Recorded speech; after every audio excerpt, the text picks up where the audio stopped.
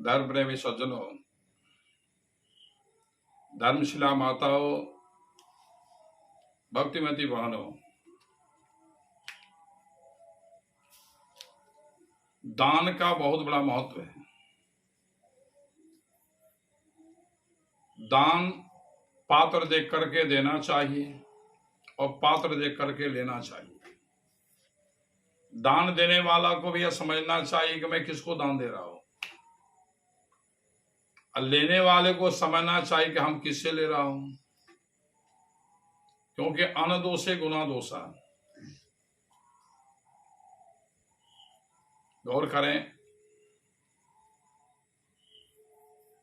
भगवान राम के पिता राजा दशरथ और राजा दशरथ के पिता राजा यज, बंदों सुदशरथ अजर बिहारी, महाराजा यज का पुत्र थे महाराजा दशरथ। महाराजा दशरथ के पुत्र हुए भगवान राम। उनके पूर्वजों के यानी राजा यज की कहानी सुनाता हूं। समझिए कि दान का कितना बड़ा महत्व है। राजा यज रोज दान क्या करते थे? पंडितों को, पुरोहितों को, पुरवासियों को। उनका दरबार में लिखा हुआ था कि मेरा दान 8 बजे सुबह से 4 बजे सूर्यास्त तक, 4 बजे अपराह्न तक मिलेगा। तब पंडित पुरवासी लोग आते थे और मुंह मांगा दान ले जाते थे। एक दिन उनके दरबार में 4:30 बजे एक महात्मा जी पहुंचे। राजा यज उस समय फुलवारी में टहल रहे थे। महाराज यज के दरबार में आकर के वह महात्मा जी कहते, महाराज यज की जय हो, महाराजा यज की जय हो। यज कहते हैं, क्या बात है? क्या मैं याचक हूं, कुछ एक टाइम का भोजन चाहिए। कहा, मेरे बोर्ड में लिखा हुआ है, पढ़ते नहीं है? उसमें लिखा हुआ था मेरा दान 8 बजे सुबह से 4 बजे दिन तक मिलता है।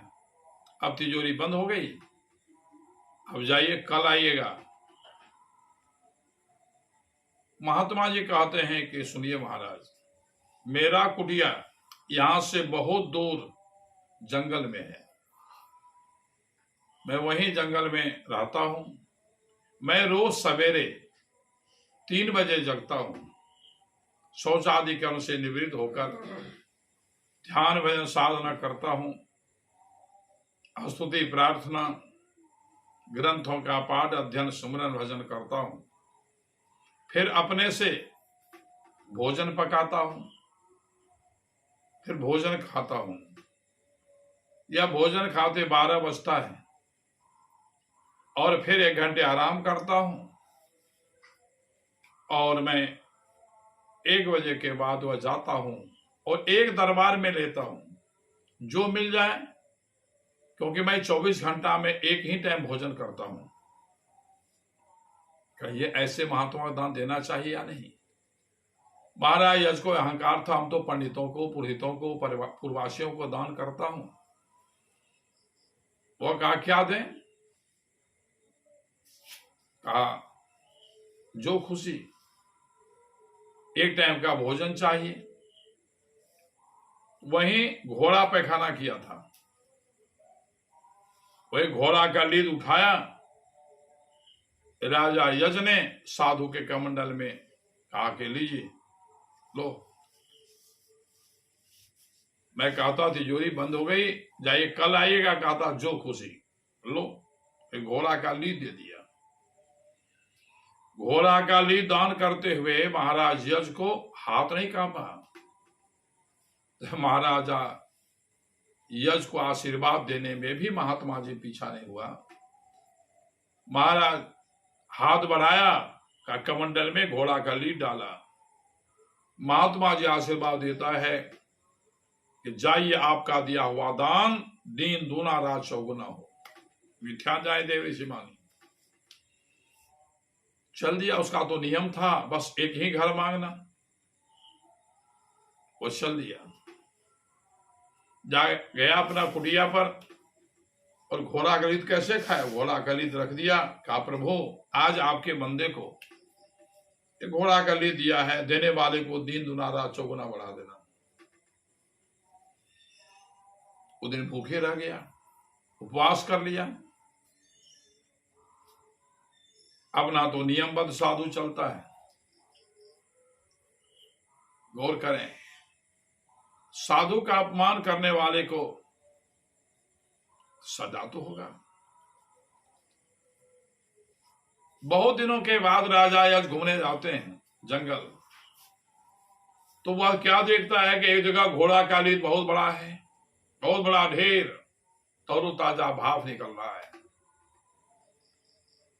राजा सोचा यहां कोई घोड़ा नहीं है, यह लीत ना बड़ा कहां से आया? कोई राजा महाराजा का फौज भी आएगा तो उनका घोड़ा तो जहां तहां लीद करेगा, जहां तहां पखाना करेगा। ये जगह ढेर तरोताजा लगता है, तुरंत पक गया है। और बगा वही महात्मा जी थे बूढ़े, वो कहते हैं बाबा यह घोड़ा का पता नहीं है, यह लीद बहुत बड़ा है, तरोताजा भाप निकल रहा है, क्या इसका कारण बता सकते हैं? महात्मा जी कहते हैं हाँ, क्या जानना चाहते हो? कहा बाबा कृपा करके बताइए। महात्मा जी कहते हैं कि यहां से बहुत दूर राजा यज का घर है। यज वही खड़ा पूछ रहा था, वह रोज दान करता था 8 बजे दिन से 4 बजे, 8 बजे सुबह से 4 बजे दिन तक। गांव के पंडित पुरोहित पूर्वासी लोग ले जाते थे। एक दिन उसके दरबार एक महात्मा जी गए थे 4 बजे के बाद, उसे घोड़ा का लीद दान किया था। याद आया राजा यज को, हाँ मैंने तो एक दिन घोड़ा का लीद दान दिया था। क्या वही घोड़ा का लीद महात्मा जी को दिया, वही घोड़ा लीद ला करके वह रखा और वह आशीर्वाद दिया, आपका दिया दान दिन दूना चौगुना हो। वही घोड़ा का लीद दिन दूना चौगुना बढ़ रहा है। अब राजा यश तो कांप पड़ा, का महाराज यह लीद क्या होगा? कब जब राजा यज मरेगा तो यही खाना होगा। क्या महाराज क्या हुआ? महात्मा आप ही है? क्या हो सकता है? क्या महाराज मैंने इतना पंडितों पुरोहितों पूर्ववासियों को दान किया? जाकर पंडितों पुरोहितों और पूर्ववासियों से हिसाब लो। साधु को जो दान दिया वो रखा हुआ है। कहा है संत मिला भगवंत मिला अंतर रहा न रेख। कबीर साहब कहते हैं परम पुरुष की आरसी साधुन का ही दे, लखा जो चाहो अलग को इन्हीं में लख ले। परम पुरुष परमात्मा का वो अगर देखना चाहता है का साधुओं में देख। साधु और दर्पण है, परमात्मा अव्यक्त है और साधु संत जो अव्यक्त रूप में है। तो कहा महाराज, वो तो कांपने लगा, कहा महाराज यह घोड़ा का लीद नहीं खाना पड़े, इसका कोई उपाय बताइए। महात्मा जी कहते हैं मैं जो कहूंगा करोगे? कहा हाँ महाराज जरूर करूंगा। कहा जाओ, तुम्हारा जो कुल पुरोहित है, तुम्हारा जो कुल पुरोहित है उनके लड़की को बैजौसी पर उठा करके ले आओ और अपने घर में रखो। एक घर में रहना, कुल पुरोहित की बेटी और तुम। कैसे रखोगे? जैसे अपने मां के साथ रहता, अपने बहन के साथ रहता है।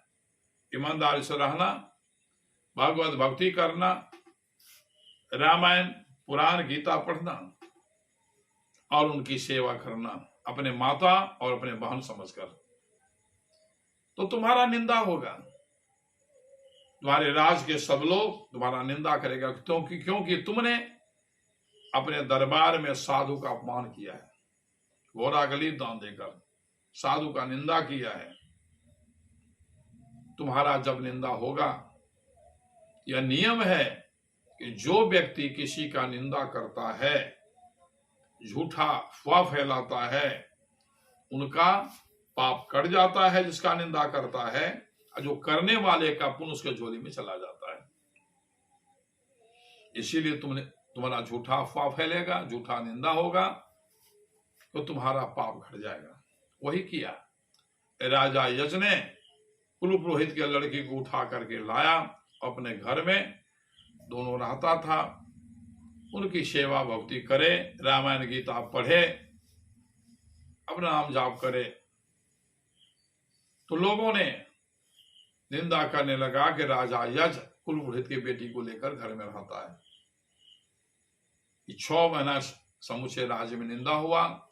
तो 6 महीना के बाद जब गया तो जाकर देखा घोड़ा कालीद का जो ढेर था वो कम गया, थोड़ा सा रखा हुआ है। क्या महाराज यह तो थोड़ा सा है ही, का तुमने जो पाप किया था मेरे आशीर्वाद से यह घट गया, इतना ठो तो तुम्हारा दिया हुआ दान है, यह तो खाना पड़ेगा। क्या महाराज मरने के बाद नहीं खाना, पर इसका कोई उपाय बताइए। सुनो, यह घोड़ा का लेद उठा करके ले जाओ, फेंकना नहीं, उसको गंगा जल से धो लेना, धूप में सुखा देना, जब सूख जाए तो आग लगा के जला देना, हो जाएगा राख। और राख को एक शीशा में फेंकना मत, एक शीशा में बंद कर लेना, रोज मिश्री घोल के शरबत बनाना, और एक एक चम्मच वह जला हुआ राख उठा उठा के मिला के उसमें पी लेना। तो राजा यज को साधु का दिया हुआ दान, घोड़ा का लीद को पीना पड़ा। इसलिए दान का महत्व है कि दान किसे देना चाहिए और किससे लेना चाहिए, यह सोच समझ करके करना चाहिए। इसलिए हमेशा होश में रहना चाहिए, हम किसको दे रहे हैं, किससे हम ले रहे हैं। एक बात और सुने, क्या कि दान भी लेना चाहिए पात्र देख करके, देना भी चाहिए पात्र देख करके। कहा है 100 ब्राह्मण को खिलाओ। अगर वह मांसाहारी ब्राह्मण 100 ब्राह्मण खाता हो, उसको दान करता हो, तो एक वैष्णव को खिलाओ, उतना पुण्य होगा। 1000 ब्राह्मण को खिलाओ, एक साधु को खिलाओ, उतना पुण्य होगा। और 10,000 ब्राह्मणों को खिलाने से, मांसाहारी ब्राह्मण 10,000 को खिलाओ, जितना पुण्य होगा एक सन्यासी को खिलाओ, उतना पुण्य होगा। इसलिए दान भी पात्र देख करके देना चाहिए और पात्र देखकर लेना चाहिए। अन्न दोषे गुना दोषा।